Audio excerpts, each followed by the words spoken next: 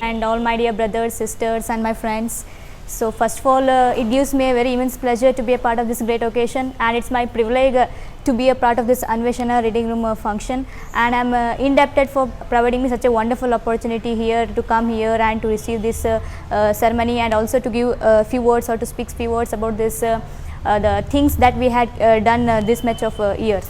So first of all, I want to tell you that it does not depend how much support we are getting. It all depends upon the individual efforts, that how much you guys are putting on. So there are many people who tell that I will read 10 hours, I will read 12 hours, I will read 9 hours, 8 hours. That's not important. So you read only 1 hour or 2 hours, but you should keep a concentration on what you guys are reading. That is important. So the people they read 10 hours, 12 hours, that's not a matter. If they read 10 hours, 12 hours without concentration, that's of no use. You read only 2 hours, just with the concentration, you will crack how much the guys they did in 10 hours. That is the spirit. And this time I would like to wish all my brothers and sisters who are gathered here for their future, and I will tell all the best for all of you guys who are reading well in this library room. And I'm getting this very wonderful opportunity because even I too did not know that this is a library and Anveshana reading room, but today I came to know that, and definitely I will also utilize this, and I will also take the help of this whenever I came here. And I will also advise to you guys, never leave your hard work. So hard work is only the step which is going to lead for success, and even though failure happens, no problem. Failure is like stepping stone of success. Please take it as a positive thing, and don't take any negatives, because even when we are going to do attempt, we are also going to fail, but we should never fail to make the attempt. That is important. We do many attempts but we fail, but we should always ready to make attempt, but we should never fail to make attempt, says Abdul Kalam. So that is the thing what I wish always. Believe in yourself. That is the first secret of success what I will share with you. Just believe yourself, trust yourself. Even though you think that it can't be happened and it can't be done by me, it can't be cracked by me, no problem. You just try once again, try, but definitely one day you will be flying in the sky, and you will be shining in this all this magazines, newspapers, and you will also receive like us. So what I feel is that, and really I am feeling very happy for calling me here and doing this great function. I would like to thanks for Jiveshwara Sangha and many others. Really it's being a very privilege for me to be a part of this great occasion, and I'm unexpected this, but today I got the phone and I came here. So really thanks for doing all these things, because it is not the thing that by doing this we will get okay, we will get happy, we will be happy, but it is the main reason for doing this ceremony is to inspire the students who are seeing this, because they also wanted to achieve something, and they also wanted to get the function like today, and one day they will also come and sit on the chair that we had sat here, and maybe more than this also.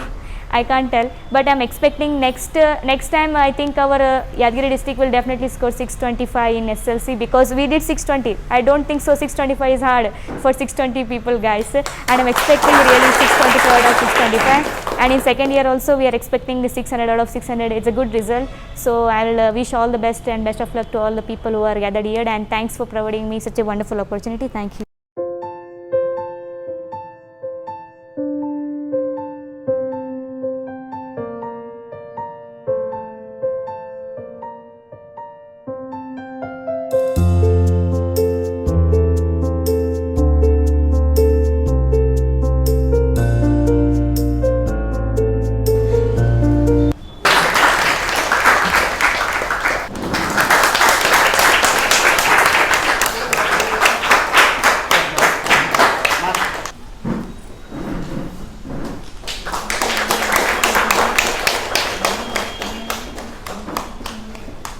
ಅದೇ ರೀತಿಯಾಗಿ ಸ್ವಪ್ನ ಅವರು ಕೂಡ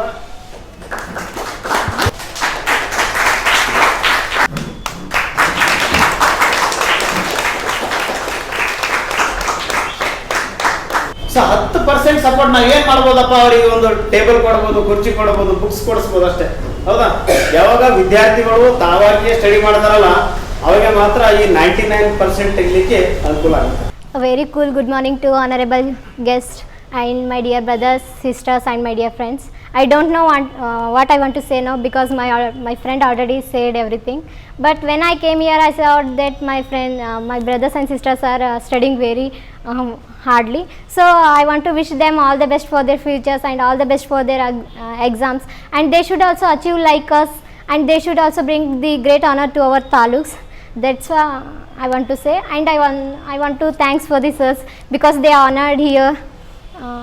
So thank you to all. So ಧನ್ಯವಾದಗಳು ಸ್ವಪ್ನ ಅವರಿಗೂ. So ಯಾವಾಗಲೂ ನೋಡಿ ಹೆಂಗಾಗುತ್ತೆ ಅಂದರೆ ಒಂದು ಎಕ್ಸಾಂಪಲ್ ಹೇಳ್ತೀನಿ ನಿಮಗೆ.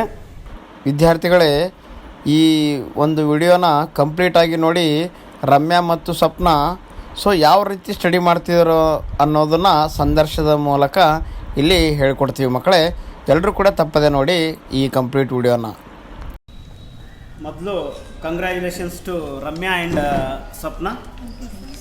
ಸೊ ನೀವು ಯಾದಗಿರಿ ಡಿಸ್ಟಿಕ್ಕಿಗೆ ಮತ್ತು ರಾಯಚೂರು ಡಿಸ್ಟಿಕ್ಕಿಗೆ ಓಕೆ ಪ್ರಥಮ ಮತ್ತು ದ್ವಿತೀಯ ಸ್ಥಾನ ತೆಗೆದು ನಮ್ಮ ಈ ಒಂದು ಯಾದಗಿರಿ ಡಿಸ್ಟಿಕ್ಕಿಗೆ ಏನು ಮಾಡಿದಿರಿ, ಒಂದು ಒಳ್ಳೆಯ ಇನ್ಸ್ಪಿರೇಷನ್ ಆಗಿದ್ದೀರಿ ನಾವು, ಹೌದಾ? ಸೊ ಇವಾಗ ನೋಡಿರ್ಬೋದು ಇನ್ನೊಂದು ಕೋಇನ್ಸಿಡೆನ್ಸ್ ಏನಪ್ಪ ಅಂದರೆ, ನೀವಿಬ್ಬರು ಒಂದೇ ಸ್ಕೂಲ್ನಲ್ಲಿ ಟಾಪರ್ ಬಂದಿದ್ದೀರಿ. ಸೊ ಅದ್ರ ಜೊತೆಗೆ ಅದಕ್ಕೆ ನಾನು ಇಲ್ಲಿ ಒಂದೆರಡು ಕ್ವೆಶನ್ಸ್ ಕೇಳ್ತೀನಿ. ನೀವು ಯಾವ ರೀತಿ ನಿಮ್ಮದು ಡೈಲಿ ದಿನಚರಿ ಯಾವುದಿತ್ತು, ಟೈಮ್ ಟೇಬಲ್ ಫಾಲೋ ಮಾಡ್ತಿದ್ರೆ, ಓಕೆ? ಸೊ ಮತ್ತು ಯಾವ ರೀತಿ ನೀವು ನೋಟ್ಸ್ ಪ್ರಿಪೇರ್ ಮಾಡ್ತಿದ್ರಿ, ಟೆಕ್ಸ್ಟ್ ಬುಕ್ ಬಿಟ್ಟು ಮತ್ತು ಬೇರೆ ಏನೇನು ಸೋರ್ಸಸ್ ಓದ್ತಿದ್ರಿ, ಓಕೆ? ಸೊ ಅಂಥ ಮತ್ತು ಈ ನಮ್ಮ 10th ಭಾಳ ಜನ ಕೆಲವೊಬ್ರು ಫೇಲ್ ಆಗಿರ್ತಾರೆ, ಅಂಥ ಹುಡುಗರು ಏನು ಓದಿದರೆ ಅವ್ರು ಪಾಸ್ ಆಗ್ತಾರೆ. ಸೊ ಅಂಥ ಒಂದೆರಡು ನಿಮ್ಮದು ಸಜೆಷನ್ಸ್ ಕೊಟ್ಟರೆ ಏನಾಗುತ್ತೆ, ನಮ್ಮ ಹುಡುಗರಿಗೆ ಹೆಲ್ಪ್ ಆಗುತ್ತೆ, ಹೌದಾ? ಸೊ ಮೊದಲನೇದಾಗಿ ರಮ್ಯಾ, ಓಕೆ? ಸೊ ನೀವು ಯಾವ ರೀತಿ ಸ್ಟಡಿ ಮಾಡ್ತಿದ್ದೀರಿ ಡೈಲಿ ಕಾಮನ್ ಆಗಿ? ಸರ್, ಪರ್ಟಿಕ್ಯುಲರ್ ಆಗಿ ಟೈಮ್ ಟೇಬಲ್ ಏನು ನಾನು ಹಾಕ್ಕೊಂಡಿಲ್ಲ ರೀ. ಓಕೆ. ನನಗೆ ಫಸ್ಟ್ ಆಫ್ ಆಲ್ ಬೆಳಗ್ಗೆ ಬೇಗ ಎದ್ದು ಅಭ್ಯಾಸ ಇಲ್ಲ ರೀ. ಸುಮ್ಮನೆ ಯಾಕೆ ಹೇಳಿ, ನಾನು ಬೇಗ ಹೇಳಲ್ಲ ರೀ ಬೆಳಗ್ಗೆ. ನಾನು ಮಾಡಿದ್ರೆ 12 o'clock ನೈಟ್ ಅಷ್ಟುವರೆಗೆ ಮಾಡ್ತಿದ್ದಾರೆ. ಡೈಲಿ ನಮಗೆ ಸ್ವಲ್ಪ ಟೈಮ್ ಇನ್ಕನ್ಸಿಸ್ಟೆನ್ಸಿ ಆಗ್ತಿತ್ತು. ಸ್ಕೂಲಿಗೆ ಹೋಗಿ ನಾವು ಹೋಮ್ವರ್ಕ್ ಬರೆಯೋಷ್ಟೊತ್ತಿಗೆ ನಮಗೆ ದೊಡ್ಡದು ಹೆವಿ ಆಗಿಬಿಡ್ತಿತ್ತು, ಫೇರ್ ನೋಟ್ಸ್ ಬರೆಯೋಷ್ಟೊತ್ತಿಗೆ ರೀ. ಅಲ್ಲಿ ಫೇರ್ ನೋಟ್ಸ್ ಬರೆದು ಎಲ್ಲ ಮುಗಿಸ್ಬೇಕನ್ನಷ್ಟಿಗೆ ನಮಗೆ 8, 7:30, ಕೆಲವೊಂದು ಟೈಮ್ ಜಾಸ್ತಿ ವರ್ಕ್ ಇದ್ದರೆ 12 o'clock ಆಗ್ತಿತ್ತು ರೀ. ಬಟ್ ನಾವು ಅಷ್ಟೇ ಟೈಮಲ್ಲಿ ಡೈಲಿ ಒಂದು 2 hours ಮ್ಯಾನೇಜ್ ಮಾಡ್ತಾ ಕ್ಲಾಸಸ್ ಎಲ್ಲ ಕರೆಕ್ಟಾಗಿ ಕೇಳಿದರೆ ನಮಗೆ ಆರಾಮಾಗಿ ಸಾಲ್ವ್ ಆಗಿಬಿಡ್ತಿತ್ತು, ಅವತ್ತೇ ಮುಗಿಸ್ಬಿಡ್ತಿದ್ದೆ. ನಾವಂತರೂ ಡೈರೆಕ್ಟ್ ಕ್ಲಾಸಲ್ಲೇ ಎದ್ದು ನಿಂತು ಡೌಟ್ ಕ್ಲಿಯರ್ ಮಾಡೋರು ನಾವು ಮೇಡಮ್ಗಳಿಗೆ. ಅವರೆಲ್ಲ ಸ್ವಲ್ಪ ಬೇರೆಲ್ಲ ಹೆದರ್ತಾ ಇದ್ರು, ನಾವೆಲ್ಲ ಡೈರೆಕ್ಟಾಗಿ ಕೇಳಿದ್ವಿ, ಕ್ಲಾಸಲ್ಲೇ ಕ್ಲಿಯರ್ ಮಾಡಿ ಹೋಗ್ತಿದ್ರು ಡೌಟ್ಸ್ ಎಲ್ಲ. ಆದರೆ ಕಾನ್ಸಂಟ್ರೇಷನ್ ಜಾಸ್ತಿ ಕೊಡಬೇಕಾಗುತ್ತೆ ಕ್ಲಾಸಸ್ಸಲ್ಲಿ. ಅವ್ರು ಏನು ಹೇಳ್ತಾರೆ, ಕೆಲವೊಂದು ಟೈಮ್ ಅವ್ರು ಹೇಳ್ತಿರೋದು ಇದು ಆಗಿರುತ್ತದೆ, ಇನ್ಕನ್ಸಿಸ್ಟೆನ್ಸಿ ಅನಿಸ್ತಿರ್ತದೆ ನಮಗೆ. ಬಟ್ ಆದರೂ ಸುಮ್ಮನೆ ಕೇಳ್ತಾ ಇರ್ತೀವಿ ನಾವೇನು, ಅವ್ರು ಮಿಸ್ಟೇಕ್ ಹೇಳ್ತಿರ್ತಾರೆ, ಬೇಕು ಅಂತಲೇ ನಮಗೆ ಟೆಸ್ಟ್ ಮಾಡ್ತಿರ್ತಾರೆ ಕ್ಲಾಸಸ್ಸಲ್ಲಿ ಮೇಡಮ್ಗಳು, ಟೀಚರ್ಸ್ಗಳು. ನಾವು ಸುಮ್ಮನೆ ಕೇಳ್ತಾ ಇರ್ತೀವಿ. ಕೆಲವೊಂದು ಸರಿ ನಮಗೂ ಟೆಸ್ಟ್ ಮಾಡಿದ್ದಾರೆ ಅವ್ರು. ನಾವು ಹೇಳ್ತಿದ್ವಿ, ಇಲ್ಲ ಇದು ಹಿಂಗಿದೆ ಮೇಡಮ್ ಅಂತಲ್ಲ. ಮೇಡಮ್ ನಂಗೆ ಗೊತ್ತು, ನೀವು ಎಷ್ಟು ಜನ ಇಲ್ಲಿ ಲಕ್ಷ ಕೊಟ್ಟು ಕೇಳ್ತಾ ಇದ್ದೀರಾ, ಅದಕ್ಕೆ ನೋಡಕತ್ತೀನಿ ನಾನು ಅಂತ ಟೆಸ್ಟ್ ಮಾಡಿ ಹೇಳ್ತಿದ್ರು ಅವರು. ಆಮೇಲೆ ಅದು ಬಿಟ್ಟರೆ ನೀವು ಡೈಲಿ 1 ತಾಸು ಹೋದ್ರಿ, 2 ತಾಸು ಹೋದ್ರಿ, ಕರೆಕ್ಟಾಗಿ ಓದಬೇಕು ಕಂಟೆಂಟ್, ಅದು ಇಂಪಾರ್ಟೆಂಟ್ ಆಗಿರುತ್ತೆ. ಮತ್ತು ಹಾಲಿಡೇಸ್ ಬರ್ತದಲ್ಲ, ಸಂಡೇ ಆಗಿರಬಹುದು, ಬೇರೆ ಹಾಲಿಡೇಸ್ ಆಗಿರ್ಬೋದು, ಎಂದೂ ಸಹ ವೇಸ್ಟ್ ಮಾಡಬಾರ್ದು. ಅದು ನಮಗೆ ಇಲ್ಲಿ 2 hours ಓದಿರ್ತಿದ್ವಿ ನಾವು ಡೈಲಿ. ಆದರೆ ಹಾಲಿಡೇಸ್ ಬಂದಾಗ ನಾವು ಮಿನಿಮಮ್ ಅಂದ್ರೂ 7 to 8 hours ಸ್ಟಡಿ ಮಾಡಿದ್ದೀನಿ. ಸೊ ನೀವು ಮ್ಯಾಥ್ಸ್ ಹಿಡ್ಕೊಂಡ್ರೆ ಟೈಮ್ ಹೋಗಿದ್ದೇ ಗೊತ್ತಾಗಲ್ಲ. ನನ್ನ ಪ್ರಕಾರ ನಾನು ಮ್ಯಾಥ್ಸ್ ಪ್ರಾಕ್ಟೀಸ್ ಮಾಡ್ತಾ ಕುಂತ್ರೆ ಅದು ಎಷ್ಟು ಟೈಮ್ ಹೋಗಿರುತ್ತೋ ನನಗೆ ಗೊತ್ತಾಗ್ತಿದ್ದಿಲ್ಲ. ಯಾಕಂದರೆ ಮ್ಯಾಥ್ಸ್ ತುಂಬ ವ್ಯಾಸ್ಟ್ ಇತ್ತು ನಮ್ಮದು. ಸ್ವಲ್ಪ CBSE ಇದ್ದಿದ್ದರಿಂದ ನಾವು ಫುಲ್ಲು ಬೇರೆ ಸೋರ್ಸಸ್ ಎಲ್ಲ ರೆಫರ್ ಮಾಡಿ ಅದನ್ನು ಪ್ರಾಕ್ಟೀಸ್ ಮಾಡಬೇಕಂತ ಡಿಸೈಡ್ ಮಾಡಿದ್ವಿ. ಆ ಪ್ರಾಕ್ಟೀಸ್ ಮಾಡ್ತಿರ್ಬೇಕಾದ್ರೆ ನಮಗೆ ಮ್ಯಾಥ್ಸ್ ಹಿಡ್ಕೊಂಡು ಕುಂತ್ರೆ ಹಾಲಿಡೇಸಲ್ಲಿ ಒಂದು ಡೇ ಫುಲ್ ಅದಕ್ಕೇ ಮ್ಯಾಥ್ಸಿಗೆ ಮಾಡ್ತಿದ್ವಿ ನಾವು. ಅದು ಕ್ಲಿಯರಾಗಿ ಅದು ಮುಗಿಸ್ಬಿಡ್ತಿದ್ವಿ. ಎಲ್ತನ ಅವ್ರು ಸ್ಟಾಪ್ ಮಾಡಿದ್ದಾರೆ ಕರೆಂಟ್ ಸಿಲೆಬಸ್ವರೆಗೂ, ಅವತ್ತೇ ಅದು ಕ್ಲಿಯರ್ ಮಾಡಿಬಿಡ್ತಿದ್ವಿ. ಹಾಗಾಗಿ ನಾವು ಹಾಲಿಡೇಸ್ನ ಎಂದೂ ವೇಸ್ಟ್ ಮಾಡ್ಕೊಂಡಿಲ್ಲ, ಅದು ಹೇಳ್ತೀನಿ. ಇನ್ನು ಸೈನ್ಸ್ಗೆ ಬಂದರೆ ಎಲ್ಲರೂ ಹೇಳ್ತಾರೆ ಸೈನ್ಸ್ ಸ್ವಲ್ಪ ಟಫ್ ಆಗ್ತಿದೆ ನಮಗೆ, ಹೆಂಗೆ ಮಾಡಿದ್ದೀರಿ ಅಂತ ಕೇಳ್ತಾರೆ. ಸೈನ್ಸ್ ತುಂಬಾ ಈಸಿ ಇರುತ್ತೆ, ಅದರಲ್ಲಿ ಏನೂ ಇರಲ್ಲ. ಸ್ವಲ್ಪ ಅದು ಪ್ರಾಕ್ಟಿಕಲ್ ಮಾಡಬೇಕಾಗುತ್ತೆ, ಎಕ್ಸ್ಪೆರಿಮೆಂಟ್ಸ್ ಇರ್ತದಲ್ಲ, ಅದು ನಿಮಗೆ ಸ್ಕೂಲಲ್ಲಿ ಇರಲಿಲ್ಲ ಅಂದರೆ ಯೂಟ್ಯೂಬಲ್ಲಿ ಮಾಡಿರ್ತಾರೆ ಅವರು ವೀಡಿಯೋಸ್. ಆ ಯೂಟ್ಯೂಬ್ ವೀಡಿಯೋಸು ಮತ್ತು ದೀಕ್ಷಾ ಆ್ಯಪ್ ಬರ್ತದೆ, ದೀಕ್ಷಾ ಆ್ಯಪು, ಆಮೇಲೆ ಬೈಜೂಸು, ವೇದಾಂತ ಎಲ್ಲ ಸಿಗ್ತಾವೆ ಆನ್ಲೈನ್ ಪ್ಲ್ಯಾಟ್ಫಾರ್ಮ್ಸ್. ಅದರಲ್ಲೆಲ್ಲ ನೋಡಿಕೊಂಡು ನಾವು ಅನಲೈಸ್ ಮಾಡ್ಕೋಬೇಕು. ನಾವೇ ಅದನ್ನು ಫುಲ್ಲು ಸೈನ್ಸ್ ಅಂತೂ ಟೆಕ್ಸ್ಟ್ ಬುಕ್ನ ಪ್ರತಿ ವರ್ಡು ಓದಿದ್ದೀನಿ ನಾನು, ಸತ್ಯವಾಗ್ಲೂ ಹೇಳ್ತೀನಿ. ಒಂದು 10 ಸರ್ತಿ ರಿವಿಷನ್ ಮಾಡಿದ್ದೀನಿ ನಾನು, ವರ್ಡ್ ಟು ವರ್ಡ್. CBSE ಅಂತೂ ವರ್ಡ್ ಟು ವರ್ಡ್ ಕ್ವಶನ್ ಕೇಳ್ತಿದ್ದ, ಅದು ಇವರು ಹಾಗೆ ಕೇಳ್ತಾರೆ ಅಂತ ವರ್ಡ್ ಟು ವರ್ಡ್ ಒಂದು 10 ಸರ್ತಿ ರಿವಿಷನ್ ಮಾಡಿದ್ದೀವಿ. ಅವ್ರ ಆ್ಯಕ್ಟಿವಿಟೀಸ್ನೂ ಬಿಟ್ಟಿಲ್ಲ, ಇನ್ ಟೆಕ್ಸ್ಟ್ ಕ್ವಶನ್ಸು, ಆಮೇಲೆ more to know, did you know, ಎಲ್ಲದಕ್ಕೂ ಆನ್ಸರ್ ನಮ್ಮಲ್ಲಿ ರೆಡಿ ಇರಬೇಕು ಆಲ್ರೆಡಿ. ಆ ರೆಡಿ ಇದ್ದ ಮೇಲೆ ಎಕ್ಸಸೈಸು ಪರ್ಫೆಕ್ಟಾಗಿ ಮಾಡಿದ್ಮೇಲೆ ನಾವು ಬೇರೆ ಔಟ್ಸೋರ್ಸಸ್ ಅಂದರೆ ಬೇರೆ ಸೋರ್ಸಸ್ ಇರ್ತವೆ ಅದನ್ನು ರೆಫರ್ ಮಾಡಬೇಕಾಗತ್ತೆ. ಇಷ್ಟೆಲ್ಲ ಆದಮೇಲೆ ಪ್ರತಿಯೊಂದು ಡಯಾಗ್ರಾಮ್ ಬೇಸ್ಡ್ ಕ್ವಶನ್ಸ್ ಕೇಳ್ತಾನೆ ಅವ್ನು. ಆ್ಯಕ್ಟಿವಿಟೀಸ್ ಮೇಲೆ ಕ್ವಶನ್ಸ್ ಇರ್ತದೆ. ಆಮೇಲೆ ಈಗ ಒಂದು ಆ್ಯಕ್ಟಿವಿಟಿ ಸಲೈವ ಬೇಸ್ಡ್ ಒಂದು ಟೆಸ್ಟ್ ಇರ್ತದೆ, ಅಂದರೆ ಅದ್ರ ಮೇಗೂ ಕ್ವಶನ್ ಕೇಳಿದ್ದಾರೆ ನಮಗೆ ಲಾಸ್ಟ್ ಟೈಮ್. ಹಾಗಾಗಿ ನಾವು ಎಲ್ಲವನ್ನೂ ಇಡೀ ಟೆಕ್ಸ್ಟ್ ಬುಕ್ಕೇ ಒಂದು 10 ಸಾರಿ ರಿವಿಷನ್ ಹಾಕಿದ್ವಿ. ಸೋಷಿಯಲಲ್ಲಿ ಬಂದರೆ ಪ್ರತಿಯೊಂದು ವರ್ಡ್ ಸೋಷಿಯಲಲ್ಲಿ ಎಲ್ಲದಕ್ಕೂ ರೆಡಿಗಿರ್ಬೇಕು ನಾವು. At any cost lesson full ನಾವು ಡೀಪಾಗಿ ಓದಿ ಅರ್ಥೈಸ್ಕೋಬೇಕು. ನಾವೇ ಫ್ರೇಮ್ ಮಾಡ್ಕೋಬೇಕು ಕ್ವಶನ್ಸ್ ಯಾವ ರೀತಿ ಬರ್ತದೆ ಅಲ್ಲಿ ಅಂತ. ಈಗ ಫಾರ್ ಎಕ್ಸಾಂಪಲ್ ಬರೀ ಎಕ್ಸಸೈಸ್ ಓದ್ಕೊಂಡ್ಬಿಟ್ರೆ ನಾವು ಸೋಷಿಯಲ್ ಎಂದೂ ಪಾಸ್ ಆಗಲ್ಲ. ಯಾಕಂದರೆ ಬೋರ್ಡಲ್ಲಿ ನಾವು ನೋಡಿದ ಪ್ರಕಾರ ಲಾಸ್ಟ್ ಇಯರಿಂದ ಫುಲ್ಲು ಡೀಪಾಗಿ ಹೋಗ್ತಾ ಇದ್ದಾನೆ. ಆ ಕ್ವಶನ್ಸ್ ಹೆಂಗಂದರೆ ಎಕ್ಸಸೈಸಲ್ಲಿ ಇರೋದೇ ಇಲ್ಲ, ಅದು ಫುಲ್ಲು ಡೀಪಾಗಿ ನಾವು ಹೆಂಗೆ ತಿಳ್ಕೊಂಡಿರ್ತೀವಲ್ಲ ಅದನ್ನೇ ನಾವು ನೀಟಾಗಿ ಟೆಕ್ಸ್ಟ್ ಬುಕ್ಕಲ್ಲಿ ಹೆಂಗಿದೆ ನೀವು ಅದೇ ರೀತಿ ಓದಿದ್ರೆ ಇನ್ನೂ ಸುಲಭ ಆಗಿಬಿಡುತ್ತೆ ನಿಮಗೆ. ಕೀ ಆನ್ಸರಲ್ಲೂ ಸಹ ಸೇಮ್ ಇರ್ತದೆ, ಟೆಕ್ಸ್ಟ್ ಬುಕ್ಕಲ್ಲಿ ಹೆಂಗಿರ್ತದೋ ಹಂಗೆ ಇರ್ತದೆ ಕೀ ಆನ್ಸರ್. ನೀವು ಅದನ್ನೇ ಪ್ಯಾಟರ್ನ್ ಕಲ್ತ್ಕೊಂಡ್ಬಿಟ್ರೆ ಈಸಿಯಾಗಿ ಬರಿಬೋದು. ಅಕಸ್ಮಾತ್ ನಿಮ್ಮದೇ ಆದ ಹೊಸ ಶೈಲಿಯಲ್ಲೂ ಬರಿಬೋದು. ಸ್ವಲ್ಪ ವೊಕ್ಯಾಬ್ಯುಲರಿ ಕಂಟೆಂಟ್ ಇರಬೇಕಾಗತ್ತೆ, ಡಿಕ್ಷನರಿ ನಾಲೆಜ್ ಇರಬೇಕು. ನೀವು ಹೊಸದಾಗಿ ಬರೆದ್ರೂ ಸಹ ನಿಮಗೆ ಡೆಫಿನೆಟ್ಲಿ ಸ್ಕೋರಿಂಗ್ ಕೊಡ್ತಾರೆ. ನಿಮಗೆ ಟೈಮ್ ಟೇಬಲ್ ಹಾಕೋಬೇಕು ಅನಿಸಿದ್ರೆ ಓಕೆ ಹಾಕ್ಕೊಳ್ಳಿ, ಪರವಾಗಿಲ್ಲ. ನೀವು ಹಾಕದೇ ಇದ್ರೂ ಪರವಾಗಿಲ್ಲ, ಆದರೆ ಕರೆಕ್ಟಾಗಿ ನೀವು ಇದು ವಿಷಯಗಳನ್ನು ಇಷ್ಟಿಷ್ಟು ಓದಬೇಕು ಅನ್ನೋ ಒಂದು ಲೆಕ್ಕಾಚಾರ ಆದರೂ ಇರಬೇಕಾಗತ್ತೆ ಮೈಂಡಲ್ಲಿ. ಯಾಕಂದರೆ ಎಲ್ಲರಿಗೂ ಅದೇ ವಿಷಯ ಟಫ್ ಆಗೋದಿಲ್ಲ. ಬೇರೆ ಕೆಲವೊಬ್ಬರಿಗೆ ಇದು ವಿಷಯ ಟಫ್ ಆದರೆ, ಸೋಷಿಯಲ್ ಟಫ್ ಆದರೆ, ಕೆಲವೊಬ್ಬರಿಗೆ ಮ್ಯಾಥ್ಸ್ ಟಫ್, ಕೆಲವೊಬ್ಬರಿಗೆ ಸೈನ್ಸ್ ಟಫ್, ಕೆಲವೊಬ್ಬರಿಗೆ ಹಿಂದಿ ಟಫ್ ಅಂತಾರೆ. ಯಾಕಂದರೆ ಅವರವರ ಒಂದು ಕನ್ಸಿಸ್ಟೆನ್ಸಿ ಮೇಲೆ ಅವ್ರವ್ರದ್ದು ಡಿಫೈನ್ ಆಗ್ತಾ ಇರ್ತದೆ. ನೀವು ಯಾವುದು ಟಫ್ ಆಗಿರ್ತದಲ್ಲ ಹಾಲಿಡೇಸ್ ಇದ್ದಾಗ ಅದ್ರ ಮೇಲೆ ಜಾಸ್ತಿ ಸ್ಟ್ರೆಸ್ ಮಾಡಬೇಕಾಗುತ್ತೆ. ಒಂದು 7 to 8 hours ಮ್ಯಾಕ್ಸಿಮಮ್ ನೀವು ಒಂದು ರೂಮಲ್ಲಿ ಕೂತ್ಕೊಂಡು ಸ್ಪೆಂಡ್ ಮಾಡಲೇಬೇಕು. ನೀವು ಎಷ್ಟು ಅಂದರೆ ಇವಾಗ ರಫ್ ಪೇಪರ್ಸ್ ಎಲ್ಲ ಸಿಗ್ತದೆ, ಅದು ಫುಲ್ಲು ತುಂಬ್ಸಕ್ಕೆ ಟ್ರೈ ಮಾಡಿರಿ. ನೀವು ಎಷ್ಟು ಬಿಡಿಸ್ತೀರಿ ಅಂದರೆ ನಿಮ್ಮದೇ ಆದಂಥ ಹೊಸ ಮೆಥಡು ಕಂಡುಹಿಡ್ಬೋದು ನೀವು ಮ್ಯಾಥ್ಸಲ್ಲಿ. ನಾನು ತುಂಬ ಬಿಡಿಸಿದ್ದೀನಿ. ಒಂದು ಮ್ಯಾಥ್ಸ್ ಲೆಕ್ಕ ಅಲ್ಲಿ ಬೇರೆನೇ ಕೊಟ್ಟಿರ್ತಾರೆ ಅವರು, ನಾವೇ ಬೇರೆ ಮೆಥಡಲ್ಲಿ ಬಿಡಿಸ್ಬೋದು, ನಡೀತದೆ. ಆಲ್ಟರ್ನೇಟ್ ಮೆಥಡ್ ಅಂತ ಹೇಳ್ತಾರೆ, ಅದಕ್ಕೂ ಮಾರ್ಕ್ಸ್ ಕೊಡ್ತಾರೆ. ನಿಮ್ಮದೇ ಆದ ಹೊಸ ಇನ್ನೋವೇಷನ್ಸು ಮಾಡ್ಬೋದು ನೀವು ಓದ್ತಿರ್ಬೇಕಾದ್ರೆ. ಇನ್ನೊಂದು ಹೇಳ್ತೀನಿ, ನಾನು ಪ್ರತಿ ಸಾರಿನೂ ಬುಕ್ ಓದಬೇಕಾದ್ರೆ ಏನೋ ಹೊಸತನ ಕಲಿತಾ ಬಂದಿದ್ದೀನಿ. ಪ್ರೀವಿಯಸ್ ಟೈಮ್ ಓದಿದ್ದು ಈ ಸಾರ್ತಿ ನಮಗೆ ಹೊಸ ವಿಷಯ ಗೊತ್ತಾಗಿರುತ್ತೆ. ನಮಗೆ ನೆನಪಿರೋದಿಲ್ಲ ಅಷ್ಟೇ, ಅದು ಓದಿರ್ತೀವಿ ಆದರೆ ನೆನಪಿರೋದಿಲ್ಲ. ಅದು ಹೊಸ ವಿಷಯಗಳನ್ನು ಕಲಿತಾ ಹೋಗ್ತೀವಿ. ಆಮೇಲೆ ಈ ಲ್ಯಾಂಗ್ವೇಜಸ್ ಅಂತ ಬಂದರೆ ನಾವು ಫುಲ್ ಅಲರ್ಟ್ ಆಗಬೇಕಾಗತ್ತೆ. ಇಂಗ್ಲೀಷ್ ಅಂತ ನಮ್ಗೆ ಫಸ್ಟ್ ಲ್ಯಾಂಗ್ವೇಜ್ ಇತ್ತು, ಇಂಗ್ಲೀಷ್ ಬಹಳ ಟಫ್ ಇರ್ತದೆ ಇಂಗ್ಲೀಷು. ಪ್ರತಿಯೊಂದು ಫುಲ್ ಸ್ಟಾಪು ಕಾಮ ಎಲ್ಲನೂ ಚೆಕ್ ಮಾಡ್ತಾರೆ ಅವ್ರು. ನಾವು 95 ಮೇಲೆ ಬಂದರೆ ಅಂದರೆ ನಮಗೆ 125 ಇತ್ತು, 100 ನಿಯರ್ ಬರ್ತಾ ಇದ್ವಿ ಅಂದರೆ ಅವ್ರು ಡೆಫಿನೆಟ್ಲಿ ಎಲ್ಲವನ್ನೂ ಚೆಕ್ ಮಾಡ್ತಾರೆ ಅವರು. ಫುಲ್ಲು ನಮಗೆ ರೆಫರೆನ್ಸ್ ಟು ಕಂಟೆಕ್ಸ್ಟ್ ಅಂದರೆ ಸಂದರ್ಭದೊಡನೆ ವಿವರಿಸಿ ಅಂತ ಬರ್ತದೆ. ಅದು ಇಂಗ್ಲೀಷಲ್ಲಿ ಬಹಳ ಕಷ್ಟ ಆಗ್ತಿತ್ತು ನಮಗೆ. ಹೆಂಗಂದರೆ ಆ ಲೆಸನ್ ಫುಲ್ಲು ಡೈಲಾಗ್ಸ್ ಇದಾವೆ. ಆ ಲೆಸನ್ ಮೇಲೆ RC ಕ್ವಶನ್ ಫಿಕ್ಸ್ ಅಂತ ಹೇಳಿದರು. ಪ್ರತಿಯೊಂದು ಆ ಲೆಸನ್ ಫುಲ್ಲು ಸ್ಟಡಿ ಮಾಡಿದ್ದೀವಿ ನಾವು. ಡಿಕ್ಷನರಿ ಪಕ್ಕದಲ್ಲೇ ಇಟ್ಕೊತಿದ್ವಿ ನಾವು ಯಾವಾಗಲೂ. ಆ ಡಿಕ್ಷನರಿ ಯಾಕಂದರೆ ಎಲ್ಲದಕ್ಕೂ ನಮಗೆ ಮೀನಿಂಗ್ ಗೊತ್ತಾಗೋದಿಲ್ಲ. ಅದನ್ನು ನೀಟಾಗಿ ನಾವು ಅನಲೈಸ್ ಮಾಡಿಕೊಂಡು ಆ ಮೀನಿಂಗ್ ಬರೆದು ಆಮೇಲೆ ಅದನ್ನು ಫುಲ್ಲು ಅದು ಯಾರ್ಯಾರು ಹೇಳಿದರೆ ಡೈಲಾಗ್ಸ್ ಎಲ್ಲ ನೆನ್ಪು ಮಾಡ್ಕೊಂಡು ಒಂದು ಸೀನ್ ನೆನ್ಪು ಮಾಡ್ಕೋತಿದ್ವಿ ಎಕ್ಸಾಮಲ್ಲಿ ಬಂದಾಗ. ಆಮೇಲೆ ಅದೇ ರೀತಿ ಮಾಡಿದಾಗ ಮತ್ತು ಕನ್ನಡಕ್ಕೆ ಬಂದರೆ ಕನ್ನಡ ಈಸಿ ಇರುತ್ತೆ, ಎಲ್ಲರಿಗೂ ಬರೀತಾರೆ ಅಂತ ಅಂದ್ಕೊಂಡಿದ್ದೀನಿ. ಹಿಂದಿಗೆ ಕೆಲವೊಬ್ರು ಹಿಂದಿ ಟಫ್ ಅಂತಾರೆ. ಹಿಂದಿ ತುಂಬಾ ಈಸಿ ಇರುತ್ತೆ, ಅದರಲ್ಲೇನು ಟಫ್ ಇರಲ್ಲ. ಸ್ವಲ್ಪ ಅದನ್ನು ತಿಳ್ಕೊಬೇಕಾಗತ್ತೆ. ಈ ಎಲ್ಲ ವಿಷಯಗಳಲ್ಲೂ ಮ್ಯಾನೇಜ್ ಮಾಡ್ಬೋದು ನೀವು. ಕೆಲವೊಬ್ರು ಹೇಳಿದ್ರು ನಮಗೆ ಟೈಮ್ ಟೇಬಲ್ ಹಾಕೋರಿ ಮಾರ್ನಿಂಗ್ ಅಂತಂದರೆ ಇವಾಗ 5:30ಗೆ ಎದ್ದು 1 hour 1 ವಿಷಯ ಮಾಡೋದು, 6 to 6:30 1 ಮಾಡಿರಿ ಅಂತಂದರು.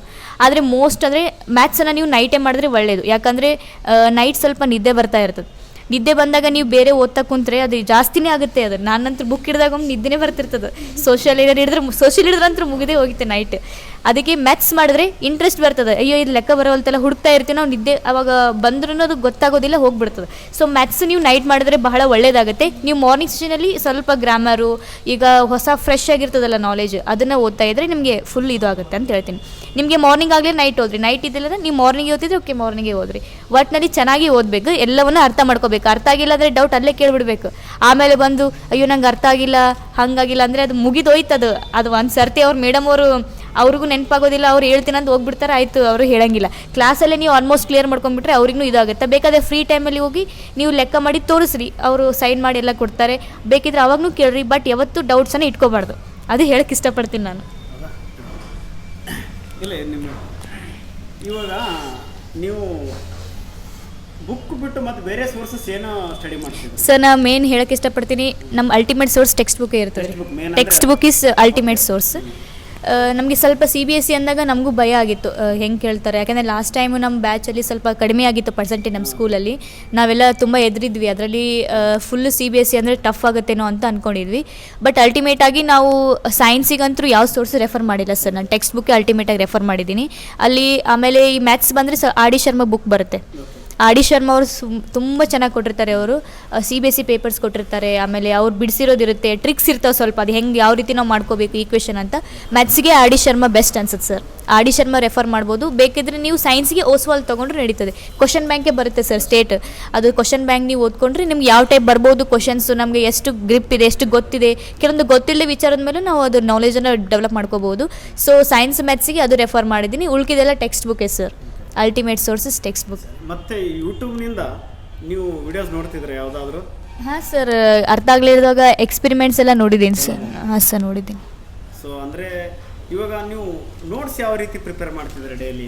ಅಂದರೆ ಸ್ಕೂಲ್ನಾಗ ಹೇಳಿದ ನೀವು ಸಪ್ರೇಟ್ ಮತ್ತೆ ಮಾಡ್ತಿದ್ದೀರಾ, ಏನು ನೀವೇ ಒಂದು ಮೆಥಡ್ನಲ್ಲಿ ಬರಿತಿದ್ದೀರಾ? ಅಂದರೆ ಸರ್ ಇವಾಗ ನಾವು ಮ್ಯಾಥ್ಸ್ ಒಂದು ನೋಟ್ಸ್ ಮಾಡಿದ್ವಿ, ಸೈನ್ಸ್ ಮಾಡಿಲ್ಲ. ನಾವು ಮ್ಯಾಥ್ಸು ಹಿಂದಿ ಮಾಡಿದ್ವಿ ಮತ್ತು ಸೋಷಲ್ ಮಾಡಿದ್ವಿ ನೋಟ್ಸು. ಉಳ್ಕಿದ್ದು ಯಾವುದೂ ನೋಟ್ಸ್ ಮಾಡಿದ್ದಿಲ್ಲ ನಾವು. ಅದ್ರ ಬದಲಿ ನಾವು ಎಲ್ಲದರಲ್ಲೂ ಒಂದು ಟೆಕ್ಸ್ಟ್ ಬುಕ್ಸು ಮತ್ತು ಗೈಡ್ಸ್ ಬರ್ತದಲ್ಲ ಸರ್. ಇಂಗ್ಲೀಷ್ ಅಂತೂ ನಮಗೆ ಫಸ್ಟ್ ಲ್ಯಾಂಗ್ವೇಜ್ ಫುಲ್ಲು ಟಫ್ ಆಗ್ತಿತ್ತು. ಅದರಲ್ಲಿ ನಮಗೆ ಬಹಳ ಕಷ್ಟ ಆಗಿದ್ದಂದರೆ ವೊಕ್ಯಾಬ್ಲರಿ ಕಂಟೆಂಟ್ ಸ್ವಲ್ಪ ಕಷ್ಟ ಆಗ್ತಿತ್ತು, ಗ್ರಾಮೆಟಿಕಲ್ ಕಂಟೆಂಟು. ಅದಕ್ಕೋಸ್ಕರ ನಾವು ಇಂಗ್ಲೀಷ್ ಫಸ್ಟ್ ಲ್ಯಾಂಗ್ವೇಜ್ ಗೈಡ್ ತೊಗೊಂಡಿದ್ವಿ ಸರ್ ಸುಮ್ಮನೆ. ಆಮೇಲೆ ಕನ್ನಡ ಓಕೆ ಇದೆಲ್ಲ ನಡೀತಿದೆ ಸರ್, ಹಿಂದಿ ಕನ್ನಡ ನಾವು ಬಿಲ್ಟಪ್ ಮಾಡ್ಕೋಬೋದು.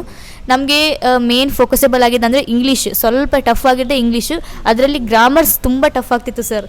ಅದಕ್ಕೋಸ್ಕರ ನಾವು ಸ್ವಲ್ಪ ಗ್ರಾಮರ್ ಪ್ರಾಕ್ಟೀಸಸ್ಗೋಸ್ಕರ ಗೈಡ್ ತೊಗೊಂಡಿದ್ವಿ. ಅದನ್ನು ಬಿಟ್ಟರೆ ಈ ಮ್ಯಾಥ್ಸು ಸೈನ್ಸು ಎಲ್ಲದಕ್ಕೂ ಪ್ರಾಕ್ಟೀಸ್ ಇರಬೇಕು. ಪ್ರಾಕ್ಟೀಸ್ ನೀವು ಎಷ್ಟು ಮಾಡ್ತೀರೋ ಇನ್ನೂ ಕಡಿಮೆನೇ, ಪ್ರಾಕ್ಟೀಸ್ ಎಷ್ಟು ಮಾಡಿದ್ರೂ ಕಡಿಮೆನೇ ಆಗುತ್ತೆ ಸರ್ ಮ್ಯಾಥ್ಸಲ್ಲಿ.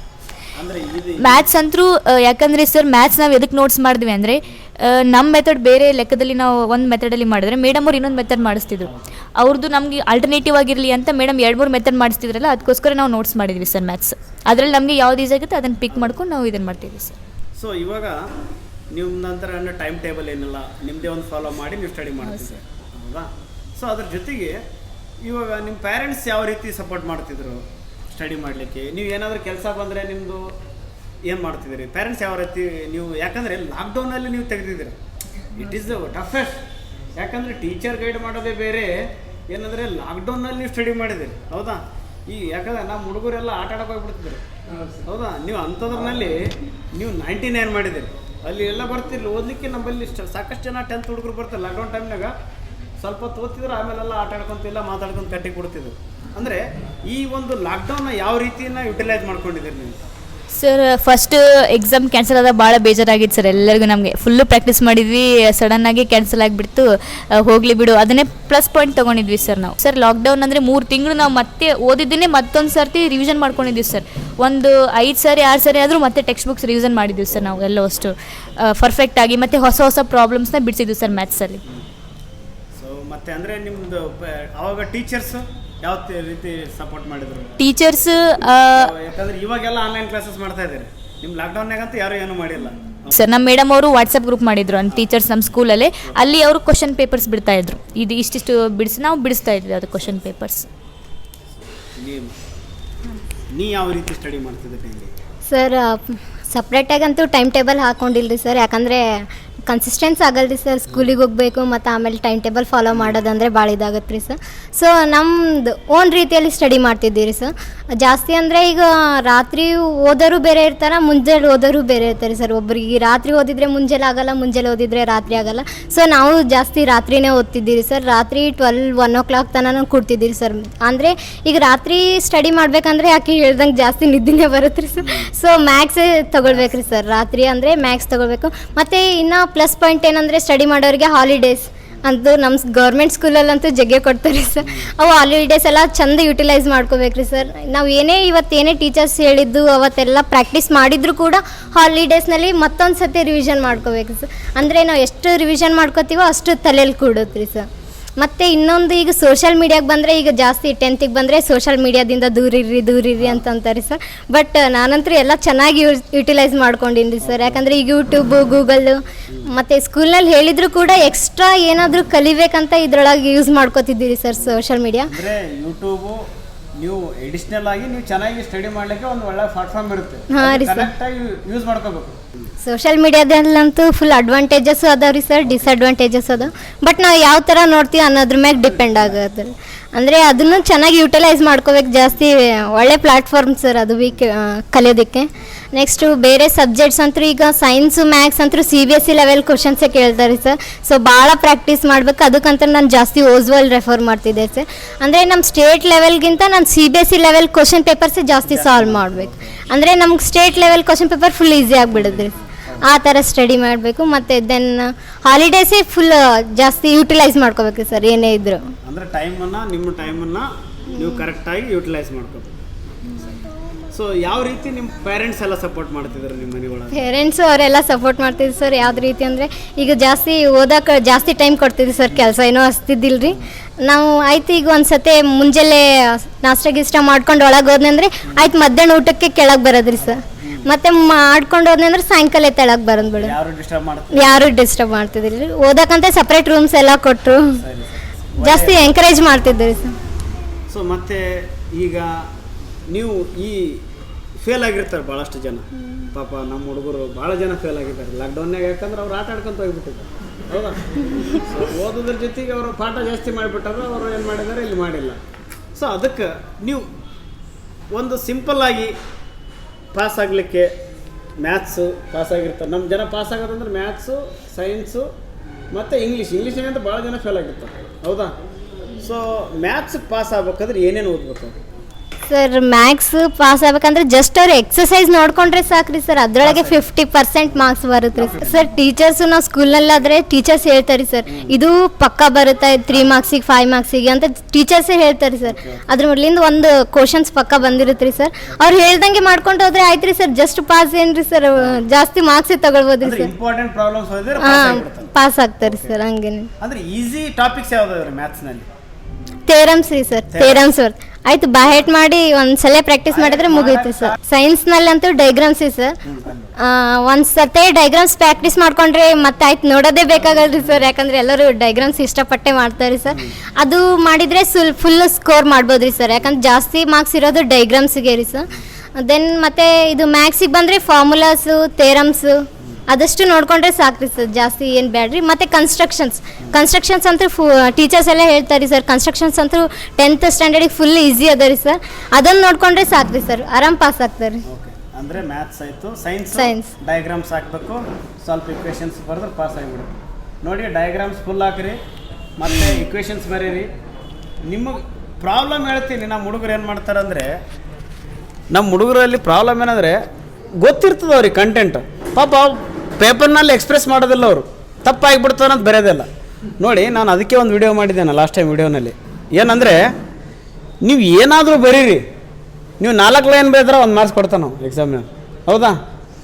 ನೀನು ಏನು ಬರೆದ್ರೆ ತಪ್ಪಾಗ್ತದಂತ ಅದನ್ನು ಬಿಟ್ರಲ್ಲ. ನೋಡಿ, ಬ್ಲ್ಯಾಂಕ್ ಪೇಪರಿಗೆ ಏನು ಮಾರ್ಕ್ಸ್ ಕೊಡ್ಬೇಕು ಅವರು, ಹೌದಾ? ಅದರಲ್ಲಿ ಒಂದು 4 ಲೈನ್ ಬರೆದ್ರೆ 1 ಮಾರ್ಕ್ಸ್ ಕೊಡ್ತಾರೆ ಸರ್ಗಳು, ಹೌದಾ? 28ಗೆ ಪಾಸ್. ಫಾರ್ ಎಕ್ಸಾಂಪಲ್ 25 ಮಾರ್ಕ್ಸ್ ತೊಗೊಳೋಣ ಅಂದ್ರೆ 3 ಮಾರ್ಕ್ಸ್ ಹುಡುಕಾಡಿ ಕೊಡ್ತಾರೆ ಅವರು. ಆ 3 ಮಾರ್ಕ್ಸಿಂದ ಏನನ್ನ ಕತಿ ಬರೆದಿರ್ಬೇಕು ಅವ್ರು. ಯಾಕಂದರೆ ಬ್ಲ್ಯಾಂಕ್ ಪೇಪರ್ ಕೊಟ್ಟರು ಕೊಡೋದಿಲ್ಲ. ಅದಕ್ಕೆ ನೀವು ಏನಾದರೂ ಕಂಟೆಂಟ್ ಬರೀರಿ ಅಲ್ಲಿ, ಹೌದಾ? ಬರೆದ್ರೆ ಏನಾಗ್ತದೆ, ನಿಮ್ಗೇನಾದ ಒಳ್ಳೆ ನಿಮಗೆ ಮಾರ್ಕ್ಸ್ ಸಿಗ್ತದೆ ಮತ್ತು ಪಾಸ್ ಆಗ್ತೀರಿ, ಹೌದಾ? ಓಕೆ ರಮ್ಯಾ ಅವರು, ಸೊ ಇವಾಗ ನಿಮ್ಮ ಫ್ಯೂಚರ್ ಲೈಫ್ ಬಗ್ಗೆ ನೀವು ಏನು ವಿಚಾರ ಮಾಡಿದ್ರಿ? ಏನು ಸ್ಟಡಿ ಮಾಡಬೇಕು ಅಂತ ಮಾಡಿದ್ರಿ? ಸರ್, ನಾನು UPSC ಬರಿಬೇಕು ಅಂತ ಡಿಸೈಡ್ ಮಾಡಿದ್ದೀನಿ ಸರ್. ಸೊ ಇದಕ್ಕೆ ಯಾರ್ಯಾರು ಪ್ರೋತ್ಸಾಹ ಮಾಡ್ತಾ ಇದ್ದಾರೆ, ಮತ್ತು ಇದು ಯಾವ ಥರ ಗೋಲ್ ಇದೆ ನಿಮಗೆ? ಸರ್, ಇದಕ್ಕೆ ನಮ್ಮ ಎಜುಕೇಷನ್ ಡಿಪಾರ್ಟ್ಮೆಂಟ್ ಅಡಿಷ್ನಲ್ ಕಮಿಷನರ್ ಆದಂಥ ನಳಿನ್ ಅತುಲ್ IAS ಅವರು ನಮಗೆ ಬಹಳ ಎನ್ಕರೇಜ್ ಮಾಡಿದ್ದಾರೆ ಸರ್. ನಮ್ಮ ಸ್ಕೂಲಿಗೆ ಬಂದಿದ್ದರು ಅವರು. ಅವ್ರದ್ದು ಬಹಳ ಇನ್ಸ್ಪಿರೇಷನ್ ಸರ್. ಅವರು ಮತ್ತು ಯಾದಗಿರಿ CEO ಶಿಲ್ಪಾ ಶರ್ಮಾ ಮೇಡಮು, ಅವ್ರ ಮಿಸ್ಸಸ್ಸು ಅವರು ನಮ್ಮ ಸ್ಕೂಲಿಗೆ ಬಂದು ಎನ್ಕರೇಜ್ ಮಾಡ್ತಾರೆ. ಭಾಳ ಎನ್ಕರೇಜ್ ಮಾಡಿದರು. ಇಲ್ಲ, ಇಷ್ಟು ಹುಷಾರಿದ್ದೀರಿ ನೀವು, ಇವೆಲ್ಲ ಭಾಳ ಆಗ್ತೀರಿ, ಟ್ರೈ ಮಾಡಿರಿ, ಇನ್ನೂ ಹೆಚ್ಚಿಗೆ ಓದ್ರಿ ಅಂತೆಲ್ಲ ಇನ್ಸ್ಪಿರೇಷನ್ ಮಾಡಿದರು.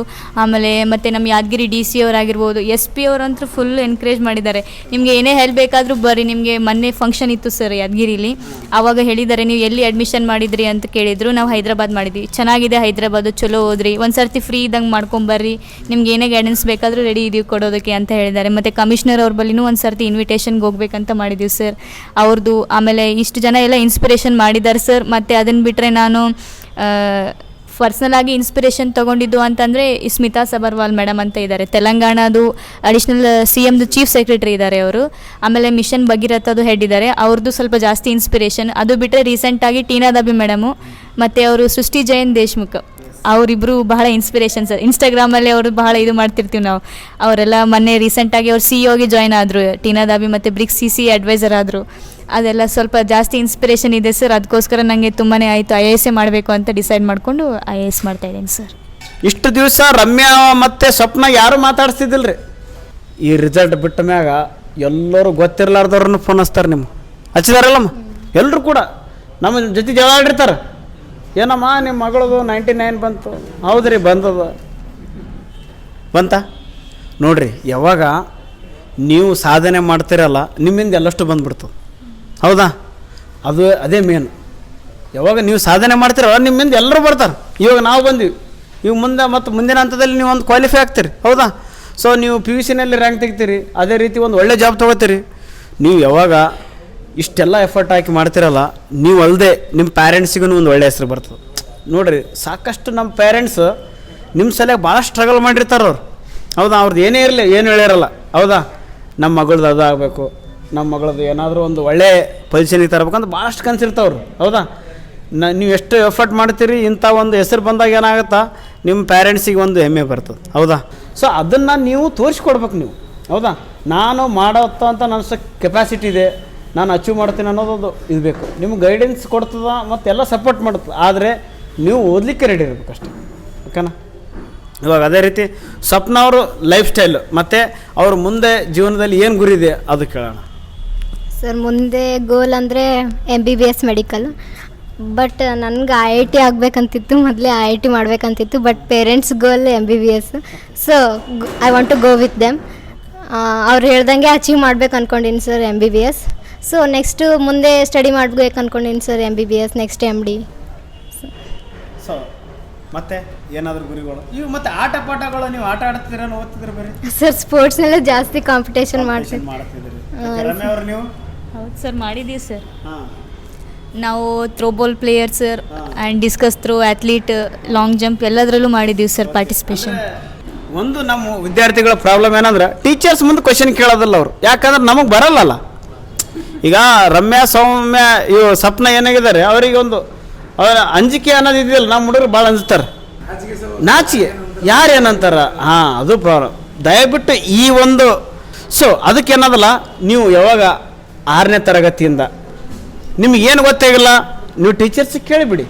ಹೌದಾ?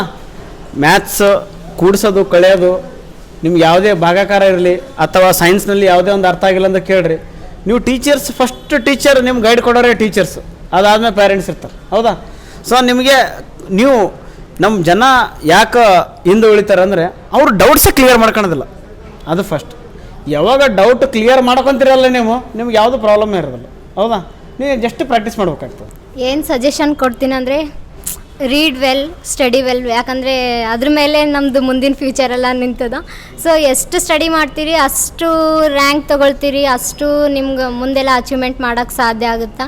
ಮತ್ತು ನೀವು ಎಷ್ಟು ಅಚೀವ್ಮೆಂಟ್ ಮಾಡ್ತೀರಿ ಅಷ್ಟು ನೀವು ಫೇಮಸ್ ಆಗ್ತಾ ಹೋಗ್ತೀರಿ. ಸೊ ಅದಕ್ಕೆಲ್ಲ ಮೇನ್ ಬುನಾದಿ ಅಂದ್ರೇ ಸ್ಟಡೀಸ್. ಸ್ಟಡಿ ಎಷ್ಟು ಚೆನ್ನಾಗಿ ಮಾಡ್ತೀವೋ ಅಷ್ಟು ನಾವು ಸ್ಕೋರ್ ಮಾಡ್ಬೋದು, ಅಷ್ಟು ಅಚೀವ್ ಮಾಡ್ಬೋದು. ರಮ್ಯಾ ಅವರೇ? ಫಸ್ಟ್ ಹೇಳೋಕ್ಕೆ ಇಷ್ಟಪಡ್ತೀನಿ, ಚೆನ್ನಾಗಿ ಓದ್ರಿ, ರೀಡ್ ವೆಲ್. ಆಮೇಲೆ ನೀವು ರ್ಯಾಂಕು, ಪರ್ಸಂಟೇಜ್ ಅದಕ್ಕೆ ಓದಬೇಡ್ರಿ, ನಾಲೆಜಿಗೆ ಓದ್ರಿ ಅಂತ ಹೇಳೋಕ್ಕೆ ಇಷ್ಟಪಡ್ತೀನಿ. So knowledge is important. First ನಾನು ಓದಿದ್ದು ರ್ಯಾಂಕಿಗೆ ಓದಿಲ್ಲ, ಪರ್ಸಂಟೇಜಿಗೆ ಓದಿಲ್ಲ. ನಂಗೆ ನಾಲೆಜ್ ಬೇಕಾಗಿತ್ತು UPSC ಕ್ಲಿಯರ್ ಮಾಡೋದಕ್ಕೆ. That's why I am studying. That is important.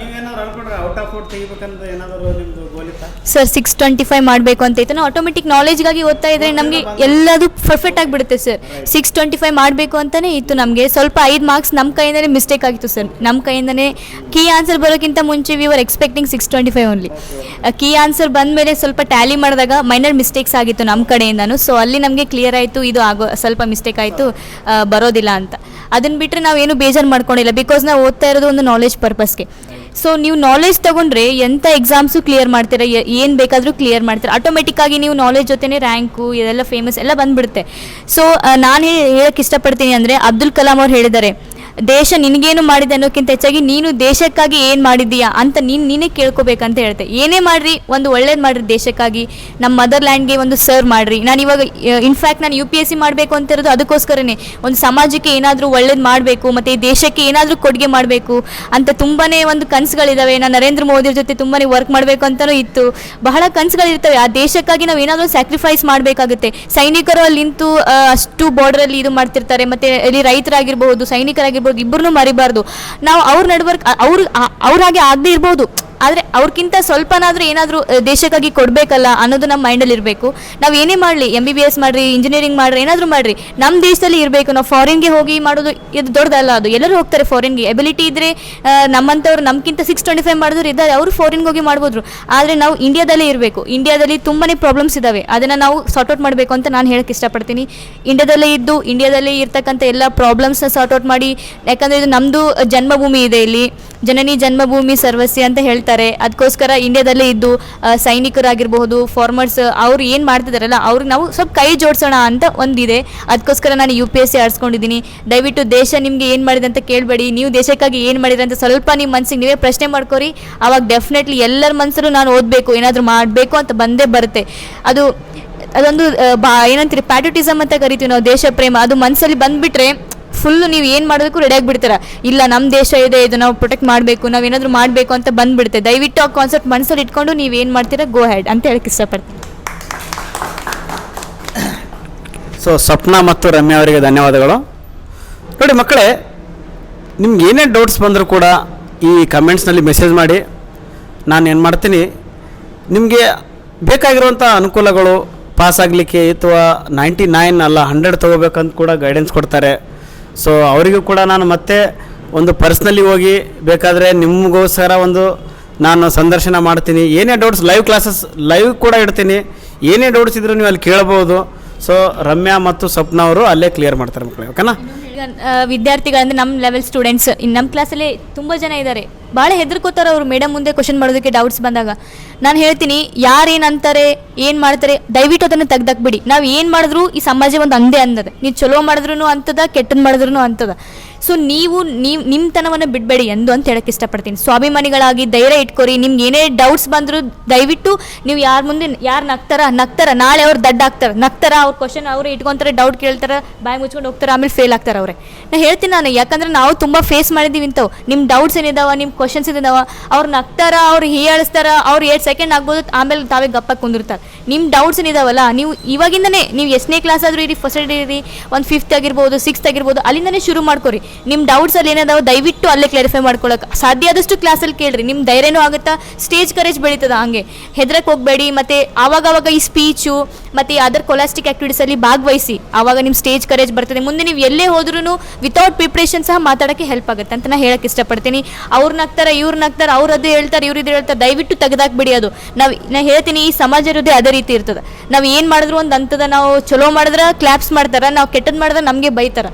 ಏನು ಮಾಡಿದ್ರು ಒಂದು ಅಂತದ. ಆದಷ್ಟು ಚಲೋ ಮಾಡಿ ಅನ್ಸ್ಕೊಳ್ಳೋದಕ್ಕೆ ಟ್ರೈ ಮಾಡಿರಿ ಅಂತ ಹೇಳಕ್ಕೆ ನಾನು ಇಷ್ಟಪಡ್ತೀನಿ. ಕರೇಜ್ ಅನ್ನೋದು ಎಲ್ಲರ ಬಳಿ ಇರಬೇಕು, ಕಾನ್ಫಿಡೆನ್ಸ್ ಇರಬೇಕು, ಕರೇಜ್ ಇರಬೇಕು. ಎರಡು ದಯವಿಟ್ಟು ಇಟ್ಕೊಂಡು ನೀವು ಎಲ್ಲೋದ್ರೂ ದಕ್ತಿರಿ ಅಷ್ಟೇ. ಥ್ಯಾಂಕ್ ಯು ರಮ್ಯಾ ಅವರೇ.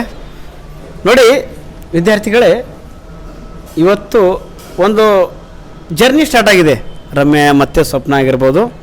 ಆ ಒಂದು ಜರ್ನಿಗೆ ಬೆಸ್ಟ್ ಆಫ್ ಲಕ್ ಹೇಳ್ತಾ, ನಾವು ಇದೇ ರೀತಿ ಮುಂದಿನ ದಿನಗಳಲ್ಲಿ ಅಚೀವ್ಮೆಂಟ್ ಮಾಡ್ತಾ ನಾವು ಇವರ ಸಾಧನೆಗಳನ್ನು ನಾವು ಜಗತ್ತಿಗೆ ತೋರಿಸೋಣ. ಯಾಕಂದರೆ ನಮ್ಮಲ್ಲೂ ಕೂಡ ಇಂಥ ಪ್ರತಿಭೆ ಇದೆ ಅಂತ ಈ ಒಂದು ನಮ್ಮ ದೇಶಕ್ಕೆ ಗೊತ್ತಾಗಲಿ, ಓಕೆನಾ? ಸೊ ಈ ಒಂದು ಕಾರ್ಯಕ್ರಮ ಬಂದೋದಕ್ಕೆ ರಮ್ಯಾ ಮತ್ತು ಸ್ವಪ್ನಾಗೆ ನಾನು ಧನ್ಯವಾದವನ್ನು ಹೇಳ್ತಾ ಈ ಒಂದು ಕಾರ್ಯಕ್ರಮನ ಮುಗಿಸ್ತೀನಿ. ಸೊ ಏನೇ ಡೌಟ್ಸ್ ಇದ್ದರೆ ಮಕ್ಕಳೇ, ನಾನು ನೆಕ್ಸ್ಟ್ ವೀಕ್ನಲ್ಲಿ ನಾನು ಶೆಡ್ಯೂಲ್ ಕೊಡ್ತೀನಿ.